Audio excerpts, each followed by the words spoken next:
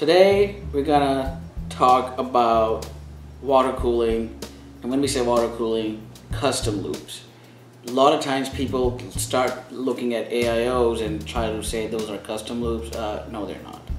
Two different things, completely different audiences. Yeah, they kind of blur the line between air and water, but they're definitely not custom loops by any stretch. No. And we're gonna talk about, there's a lot of different kits available out there. We're gonna look at a kit today, and we're gonna talk about from a perspective of somebody who wants to try custom cooling, but doesn't know what exactly to get, what all is involved. I know my first time I was scared. I didn't know what exactly to get, and there's so much information overload out there that at the end of the day, I was more confused than anything. And then depends on who you're talking to. Somebody's gonna say, it's like the car discussion. It's like if you ask somebody, what kind of car should I get? Dude, you should get a V8 compared to you need a Prius. So it comes down to what do you want to accomplish in terms of, are you going after looks? Are you going after performance? Or are you trying to blend both? So we're going to talk about that as well as to what gets involved when you talk performance compared to looks, compared to a blend of both. So instead of going through trying to figure out how to buy all these parts and look through and see what's compatible, it's definitely just a good place to start. Just get a kit. You can just get a kit with everything you need. Idea. And so we're working with Alpha Cool on this one, and so we have a kit. It's the Cool Answer 240 DDC XT kit. So what all those numbers and letters mean is basically it comes with a 240 millimeter radiator, so 220 millimeter fans, and a DDC pump with a kit that has the pump and the reservoir in one 5 1/4 inch bay, and then a CPU block, and then the fittings that you'll need. So it's a pretty basic kit, but it's also only $228. I mean, it includes everything you need. It's got the reservoir and the CPU block and all the hardware for mounting that, the fittings, the pump, the fans, the radiator, the tubing. And also comes with coolant. But basically, it's everything that you need to get a basic loop up and running, and not too much more, but that's kind of where we're at with this kit anyway. Yes. And your most basic CPU only kits would always come with 6 fittings. Why 6? 2 for each component. So if you're planning a loop or extending a loop, you need 2 for each component. So I need minimum 2. So I need 1 in, 1 out, so that's 2. CPU, same thing, 1 in, 1 out, makes it 4. And since this pump and reservoir become 1 unit, so I would need 2 here, so 1, 2, 6. So remember, if you're planning a loop and if you want to know how many fittings you need, make sure you count 2 for each component that will be part of the loop. And in a lot of cases, people put pumps and reservoirs separately. Well, guess what? You have to add 2 more, because now you have 1, 2, 3, 4. 4 units in your loop, 2 fittings each, 8 fittings. Yep. And so one of the things that we should probably talk about is, in this kit we have a 240 millimeter radiator. Yes. But what exactly should you be looking at when you're looking for a radiator? What size? What should you cool with a 240? What should you consider for a 360? And again, I'm talking about the balance between performance and looks. So if you want to go with that, and nothing wrong with that, you can always add more if needed. But I always go with the principle of 120, or 1 fan spacing per item I'm going to be cooling. So for example, this is a CPU only loop. Technically speaking, a 120, a single fan, would be enough. But the reason we went with the 240 is because then it allows us in the future to add a GPU to the loop, because I already have enough coverage to take care of that. Yeah, and then the other thing too is it doesn't necessarily have to be just 1 on 120. So the other trade-off can be you can use a 240 with slower speed fans. Yes. If what you want to do is accomplish good cooling with less noise. Yes. Now, talking about noise and fans, here's a simple thing. your typical radiators, now this is a 45, what we call like a 45 millimeter radiator. I could be off on the exact dimensions, but it's in the neighborhood of 45. Now if you look at the fin spacing, this I would say is kind of on the tight side. So to push air through these, you need fans that have higher static pressure and can run faster and push more air. A lot of people who go with thicker radiators, and if you can look around on the internet too, or companies' websites, normal thicker radiators like 60 millimeters or higher, you have the monster ones too, their fin density is lower. What that does is you don't need high-speed fans to push a lot of air. So remember, more the number of fins, faster the fan you need, less the number of fins, the slower the fan you can get. So that's another way of determining if you want something which is low noise, get a thicker radiator which has less number of fins. That way you can use a fan which is like only 800 RPM, so you could have a really quiet system. Another thing to look at is the pump. We have a DDC pump here, and we picked that because we liked the combination of radiator size and the pump that we had, but there are quite a few different options for pumps. Some of the advantages and disadvantages, I don't know, I don't really want to get into too many of them, but some of the things that are considerable differences are the noise that some of them make, the heat that they produce. Some people complain about the heat from some pumps, but I mean, you're water cooling everything anyway, so the temperatures really don't matter on your pump. But well, that doesn't, but the thing about what I like about the DDC pump is the footprint. Look at how small it is. So if you're working in a smaller build where you don't have much space, this pump is perfect. And if you ever look at a pump and wonder, well, I wonder where does the water go in and come out? Well, if you look closer, all pumps will always have something marking the outlet, if not both. So this way you know that this is the out, so your water has to come in here. So when we get this built together, this would be our inlet and this would be our outlet. And the cool part about a lot of DDC pumps is they come with a little RPM.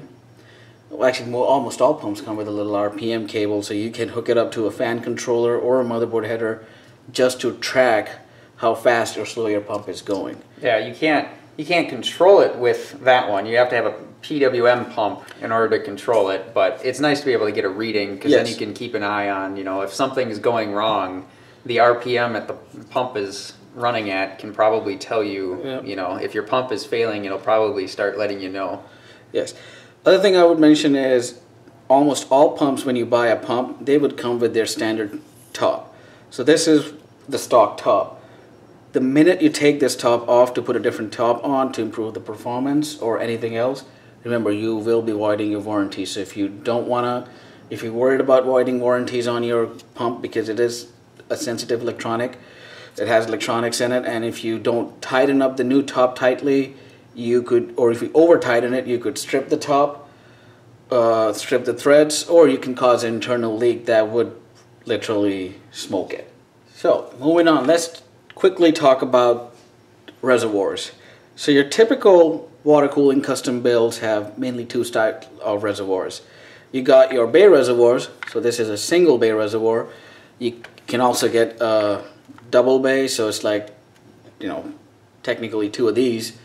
That allows you to hold more fluid or liquid inside. It makes it easier when it comes to bleeding the lube and getting the air out of the system. That makes life easy. Now this reservoir is designed to have the pump installed right in the back, so it just slides right in. And this one has your out and in. Sadly on this one it's not marked, but you can tell since matching the pump's outlet. So the pump outlet goes in, travels here, and comes out up here. So this is your out, this becomes our in. In this case the pump slides right in. A lot of people buy just a reservoir and put the pump somewhere else. In that case, your reservoir would either come with just the two ports and you can use either one, or it would have multiple ports and come with certain G and a quarter stop fittings, so you can make sure you don't have any leaks on your loop. So this is a bay reservoir. Now, if you wanna, let's say if you have a case where you are either using all of your bays for something, or you don't have any bay room for any bay reservoirs, you can get what we call a cylindrical reservoir. Now, these are my personal favorite. Why? Because they are easy to fill. You just open the top up, clean it a bit. This is important. Fill it up, and since it's kind of going down, so you have a natural gravitational flow of water. Some units have pumps that hook up right at the bottom, so the cylinder becomes a top or a pump top. Or in this case, you can just run a tube or some tubing to the pump like this, not like this, but like this, and you have a, you know, it's easy to fill that way because you have gravity working for you. And remember, normally when we do a build, you want to have your fill port above the pump, because you need gravity to feed that pump. You want to make sure you never run your pump without water. Yeah, definitely not. Yes. The pump doesn't have to be the lowest thing in the whole loop, but it definitely has to be lower than the water level in your reservoir.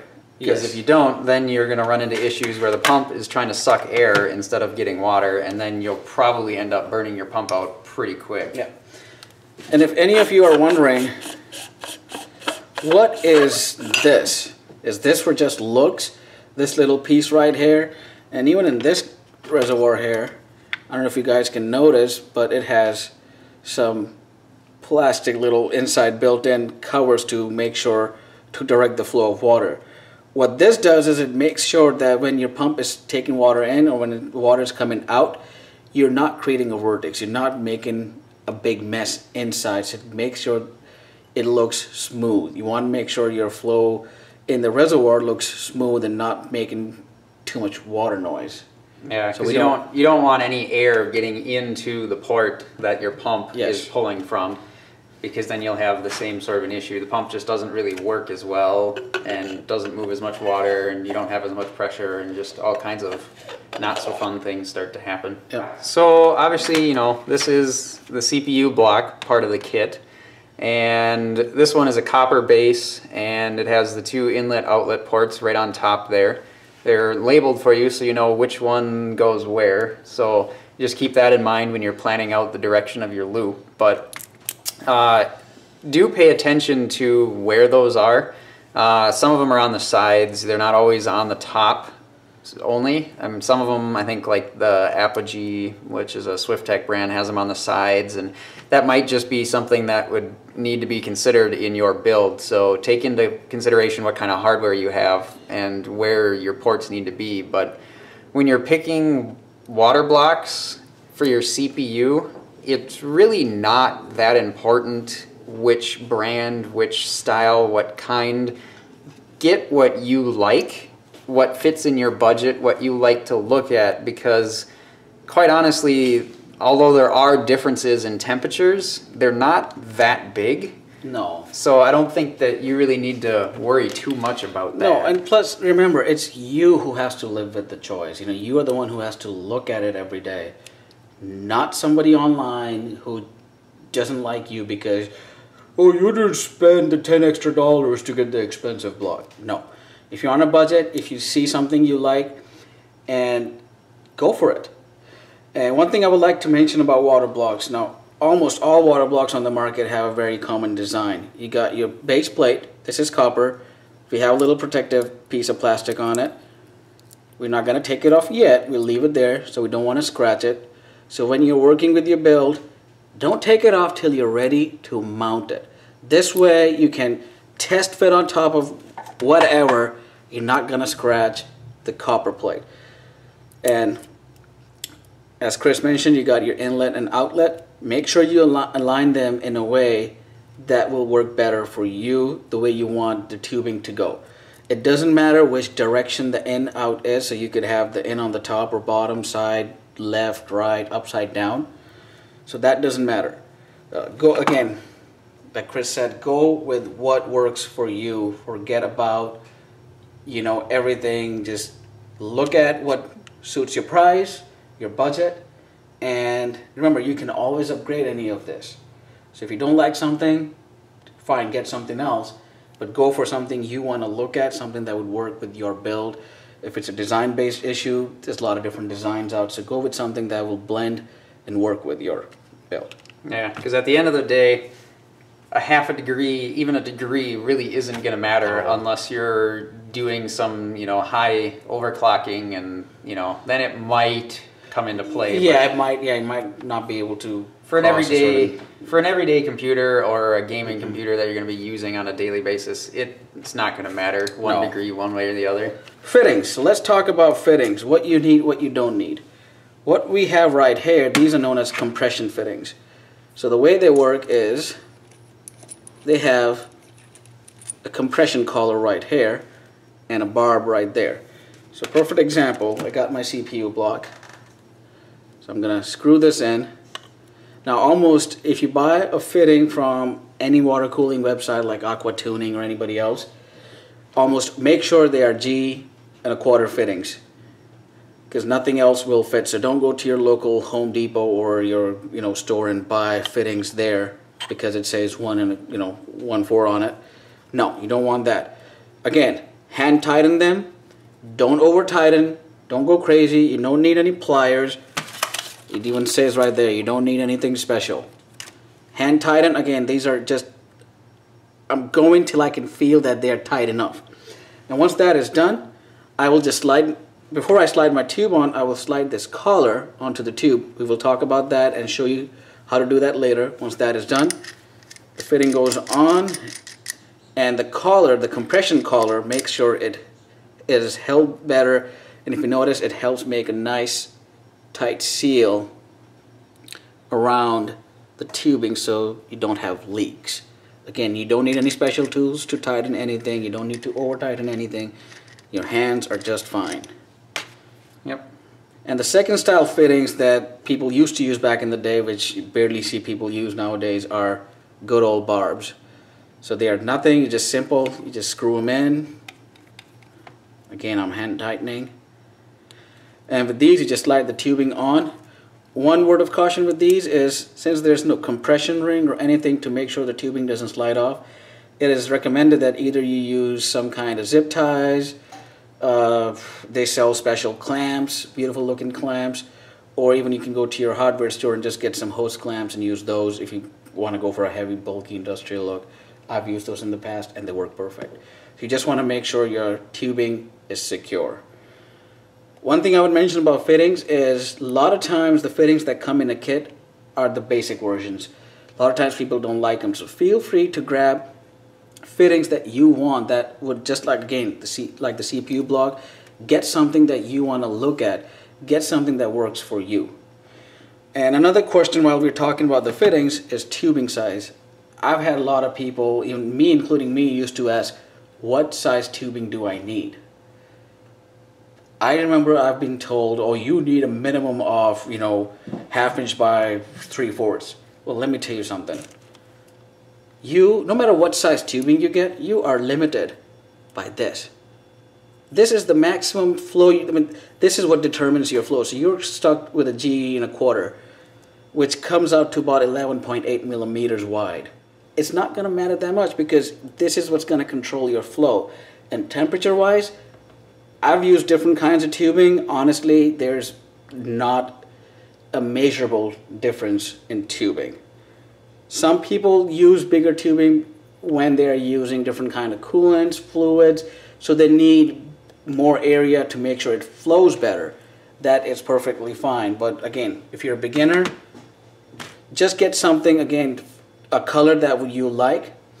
And if you want to know, like sometimes people go, well, should I get thick walls, thin walls, no walls, yes walls? So both these tubings right here, they both have the same ID, 3/8, right? But this one has a 5/8 OD. Now what's the difference? Here, when I make a tight bend, a tube with a thinner walls is going to kink like this. We don't want that. So if you're using thinner tubes, you want to make sure your bends are like long, just like a nice highway curves. You make sure your bends are nice and long. You can't do tight bends. Whereas with thicker wall tubing, you can accomplish tighter bends. This is a small section, but again, I barely have any, just very little amount of kink. That's not gonna impede my flow too much, so I'm still use it. So tighter bends, use thicker tubing. You can go away, you know, if you don't need tighter bends, use skinny tubing. Other thing that I normally recommend is, again, look at what would look good in your case. If you are using a big case like a Case Labs or, you know, a Corsair 900D or a N2 Fantex N2 Primo, don't use tiny little brake lines. You know, use something which looks good. Again, if you're going for performance, it's all up to you, and you probably know what you're already doing. But if you're a first timer, the tubing that normally comes in the kit will be decent. It will kink if you bend it too close, so go for decent, you know, just don't worry about looks too much right away. Just go for planning your loop in a way that everything works out. Yep, and just remember that as long as, I mean, if you're buying stuff separately, as long as you get tubing and fittings that match, yes, you're going to be okay. But you can always upgrade that stuff later if you want. So if you buy a kit, install the kit, it's like, I mean, I know they sell, you know, retail packs of hosing or yep. tubing. They're like 10 feet and it's like 25, 30 bucks. And, yeah. you know, so you can swap that out if yep. you want to, even after you've already installed the kit. Just drain the loop, change yes. the tubing, and then away you go. Yes. Now, quick word on what size fittings and what size tubing. So these are both 3/8 OD. So that means I can use any tube that has an ID of 3/8. So this tube, which is 3/8 by 5/8, slides on, no issues. Changing that, this is another 3/8 by, what's this? 3/8 by half. Yeah, 3/8 by half, so slides on. A little work, but no issues. Problem comes when you use compression fittings, because the compression collar has to slide onto the fitting. Now, the ID is the same in both the cases, so the ID works.